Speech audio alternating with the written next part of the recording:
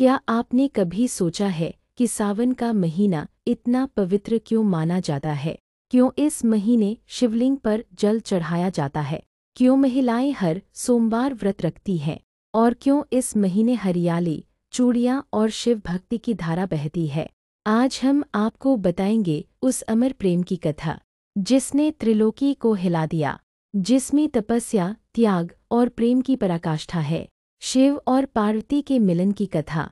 स्वागत है आपका दिव्य ज्ञान चैनल में। चलिए शुरू करते हैं ये दिव्य यात्रा। पहले शुरू करते हैं सती की कथा।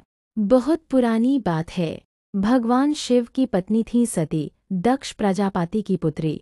सती शिवभक्त थीं, पर उनके पिता शिव से द्वेष रखते थे।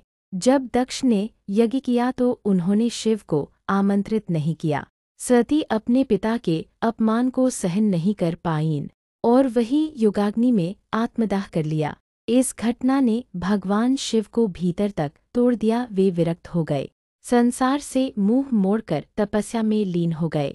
और यही बना अगली कथा का आरंभ। पार्वती का जन्म और शिव को पाने का संकल्प।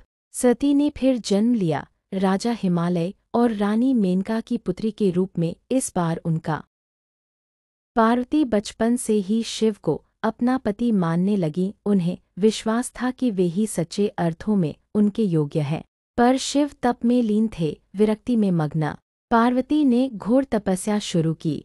कई वर्षों तक वनों में रही, अन्न जल तक त्याग दिया, केवल पत्तों और फिर वायु पर जीवनयापन करने लगी। देवताओं का प्रयास, कामदेव का अंत। देवताओं ने देखा कि शिव की तपस्या से संसार की गति रुक रही है।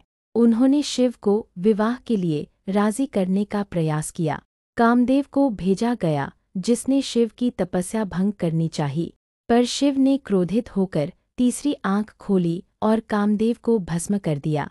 उस दिन से कामदेव को अनंग कहा गया, बिना शरीर के। लेकिन शिव पार्वती की भक्ति और समर्पण से प्रभावित हुए। शिव पार्वती विवाह। भगवान शिव अंततः पार्वती के प्रेम और तप से पिघल गए।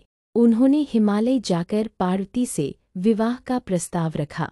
शिवजी की बारात जब चलती है तो वो होती है एक विचित्र दृश्य। भूत, प्रेत, गण, नाग, डमरू की ध्वनि और शिव स्वयं भस्म लिपटे हुए। पर माता पार्वती ने इस रूप में भी उन्हें सहर्ष स्वीकार किया। सावन मास में ही हुआ उनका विवाह। इसलिए हर सावन सोमवार को महिलाएं व्रत रखती हैं। मंदिरों में शिवलिंग पर जल, दूध, बेलपत्र चढ़ाया जाता है। विवाहित महिलाएं पति की लंबी उम्र और अविवाहित कन्याएं योग्य वर की प्राप्ति के लिए व्रत करती हैं। हरी चूड़ियाँ, हरा वस्त्र और श्रृंगार सब शक्ति और सौभाग्य के प्रतीक हैं। सावन की यह कथा हमें सिखाती है कि सच्चा प्रेम प्रतीक्षा और तप मांगता है, कि त्याग से ही शक्ति मिलती है। और स्त्री जब संकल्प कर ले तो ब्रह्मा, विष्णु, महेश को भी झुका सकती है। इस सावन शिव पार्वती की भक्ति से अपने जीवन को प्रकाशित करे। हर सोमवार व्रत करे, सच्चे भाव से जप करे, ओम नमः शिवाय, और माँ पार्वती का आशीर्वाद पाए। अगर आपको यह दिव्य कथा पसंद आई हो तो वीडियो को लाइक करें, दिव्य ज्ञान को सब्सक्राइब करें और कमेंट में लिखें हर हर महादेव।